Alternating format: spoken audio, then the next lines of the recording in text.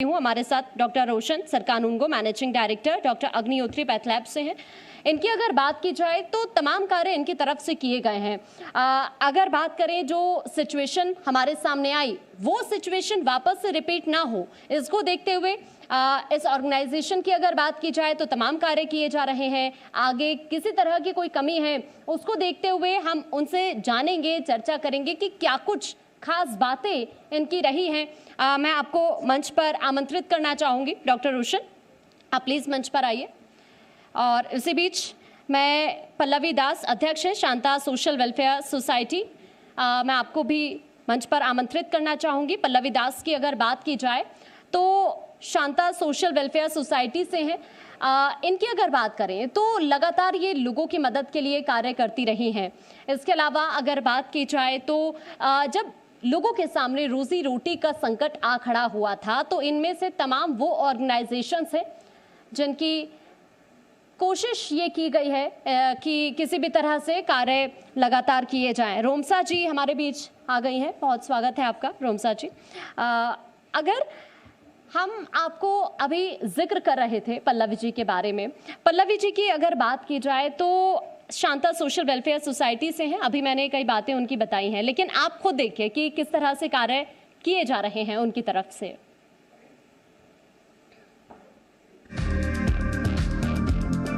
नारी शक्ति अगर ठान ले तो वो बड़ी से बड़ी क्रांति भी ला सकती है। ऐसी ही एक क्रांति लाने में जुटी हुई हैं इंदौर की युवा उद्यमी पल्लवी व्यास।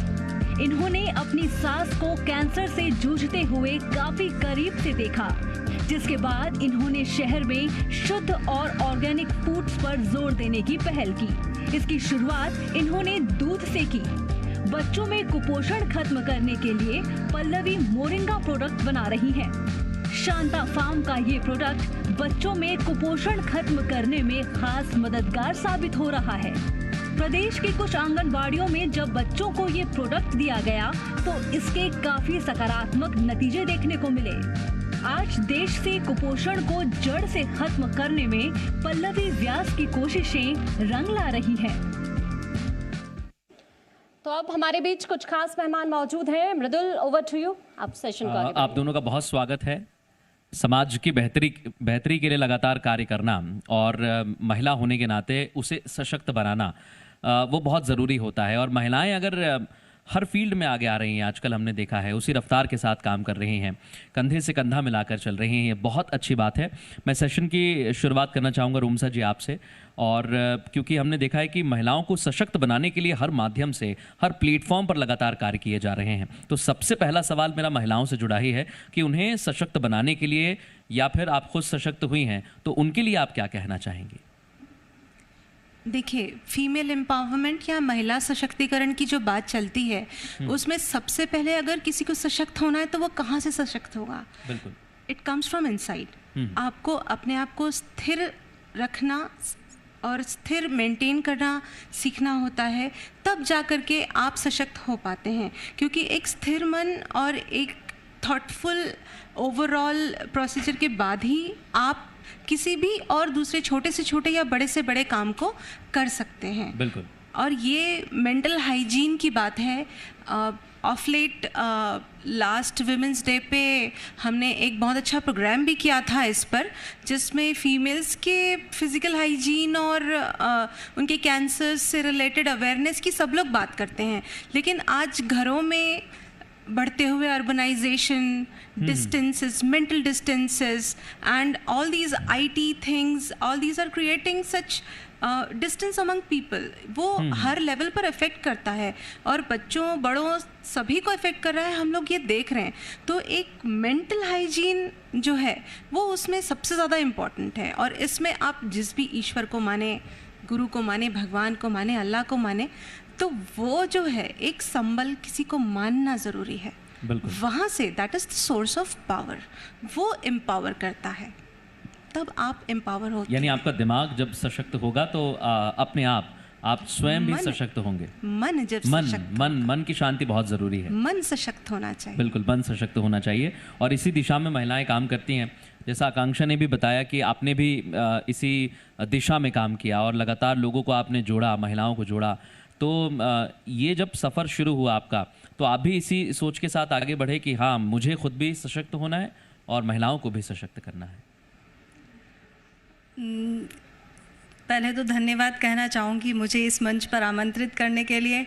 और आज का जो सेशन मैंने देखा उसमें कई सारी डॉक्टर्स लॉबी और जो चिकित्सा सेवा से जुड़े हुए लोग थे, उन सभी को तहे दिल से प्रणाम करना चाहूँगी, क्योंकि इस पूरे कोविड एरा में हमने उन सभी को बहुत करीब से जाना और उनकी महत्ता, क्योंकि डॉक्टर भगवान का रूप होते हैं। तो इसके लिए मैं कहना चाहूँगी। अब मैं आपकी बात का जवाब देती हूँ कि आपका ये पूछना बिल्कुल सही है, क्योंकि मेरी जर्नी की शुरुआत जो हुई है, मैं राजस्थान के छोटे शहरों में पली बड़ी, वहीं मेरी स्कूलिंग हुई, पर कहीं ना कहीं एक जज्बा था कि कुछ लेटेस्ट सर्वे है NFHS 5 सर्वे, उसके अकॉर्डिंग भी इंडिया में जो मल न्यूट्रिशन का जो रेशो है, अंडर नरिश्ड रेशो है, वो 190 मिलियन पीपल अंडर नरिश्ड है। और आजकल के बच्चों को हम जो समस्याएं देखते हैं, मध्य प्रदेश की बात करें तो 42% वो रेशियो है जो अंडर 5 की एज में अंडर न्यूट्रिशन है उनका। तो ये समस्या के कारण, अंडर न्यूट्रिशन की समस्या के कारण या पोषण आहार की समस्या के कारण ठिंगनापन और बौनापन की समस्याएं रहती है। तो हमारी जनरेशन जो है वो उसमें कहीं ना कहीं इम्यूनिटी का इफ़ेक्ट रहता है।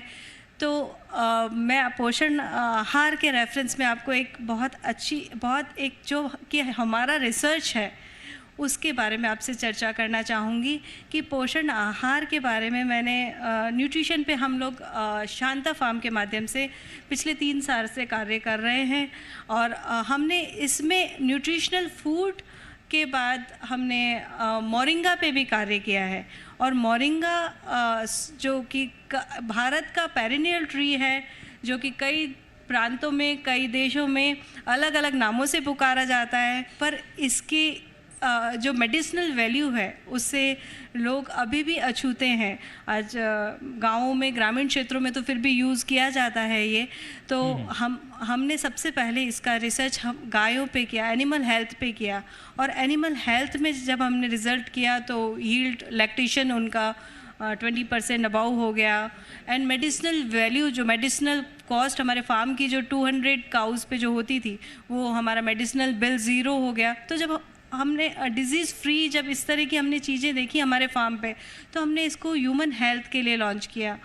और जो पोषण की बात करें, जो मैंने मल न्यूट्रिशन की या कुपोषण की समस्या की जो बात की है, तो आज शांता सोशल वेलफेयर सोसाइटी के माध्यम से हमने मध्य प्रदेश की आंगनवाड़ियों में और स्टेट फूड डिपार्टमेंट के साथ कार्य किया। तो जब हमने यहाँ पे मोरिंगा बेस्ड प्रोडक्ट के रिज़ल्ट देखे, बच्चों के साथ हमने एक प्रोडक्ट डेवलप किया। उस प्रोडक्ट के जब रिज़ल्ट देखे तो 1 मंथ में उनका न्यूट्रिशन लेवल, जो उनका जो लेवल था, जो अति कुपोषित बच्चे थे, जो सैम और मैम की जो श्रेणी में जो आते थे, तो वो उनका न्यूट्रिशन लेवल राइज हो गया, उनका हीमोग्लोबिन बढ़ गया।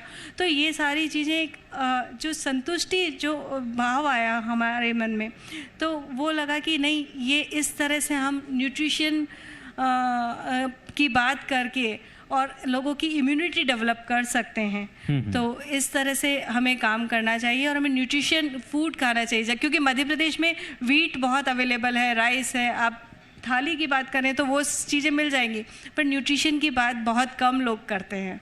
बिल्कुल, चूँकि कोरोना की तीसरी लहर की बात कही जा रही है, तमाम तैयारियां पूरी होने की भी बात कही जा रही है। मैं आपसे जानना चाहूँगी कि आपकी क्या प्लानिंग है कोरोना की तीसरी लहर को देखते हुए, किस तरह के कदम आपकी तरफ से उठाए जा रहे हैं व्यवस्थाओं को देखते हुए भी?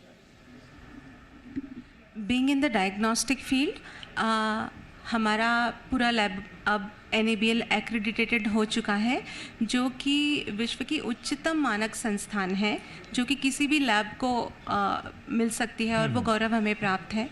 और उसके साथ ही साथ RT-PCR और कोविड टेस्टिंग की भी बहुत ही सारी जो सुविधाएं हैं, जो कोरोना के टाइम्स में बहुत मारामारी रही, लोगों को लंबी लंबी लाइनें लगानी पड़ी, बहुत इंतज़ार करना पड़ा बीमारी की भी अवस्था में। अब उससे बचाव के लिए हमारी होम कलेक्शन फैसिलिटी है जो कि हमारी पूरे इंदौर की शहर के लिए है, और RT-PCR लैब को हमने स्थापित किया है। लेकिन कोविड में बचाव ही उपचार है, तो इसमें ज़्यादा ध्यान देने की हमें ज़रूरत है। बिल्कुल, इस दिशा में ध्यान देने की बहुत ज़रूरत है और बहुत सारे ऐसे टॉपिक हैं जिन पर बात करनी ज़रूरी है, लेकिन वक्त इजाज़त नहीं देता है। लेकिन आप दोनों इसी रफ्तार के साथ काम करें, इसी दिशा में काम करें, लोगों की बेहतरी के लिए काम करें, चाहे वो डॉक्टर्स हों या उनकी जांच हो, किसान हो, बच्चे हों, महिलाएं हैं, विशेष तौर पर आप दोनों काम करें, इसी शुभकामनाएं के साथ। बहुत धन्यवाद आप दोनों का हमसे बात करने के लिए। बिल्कुल, और अब वक्त है सम्मान करने का, तो मैं मंच पर आमंत्रित करना चाहूँगी ZMPCG के सेल्स हेड राजीव त्रिपाठी जी को। आप प्लीज़ मंच पर आइए और सम्मानित करें। हमारे बीच कुछ खास शख्सियत मौजूद हैं, उनको तो हमने बात की है महिला सशक्तिकरण को लेकर भी। इसके साथ साथ हमने जानने की कोशिश की कि डॉक्टर अग्निहोत्री पैथ लैब की आने वाले वक्त में क्या तैयारी है, या फिर ग्रामीण क्षेत्रों में किस तरह के कदम उठाए जा रहे हैं इनकी तरफ से। इसके अलावा शांता सोशल वेलफेयर सोसाइटी की तरफ से किस तरह के कदम उठाए जा रहे हैं, किस तरह से लोगों का साथ उन्हें मिला है, ये जानने की हमने उनसे कोशिश की है। आगे की क्या संभावनाएं हैं, इसको लेकर भी हमने उनके साथ चर्चा की है।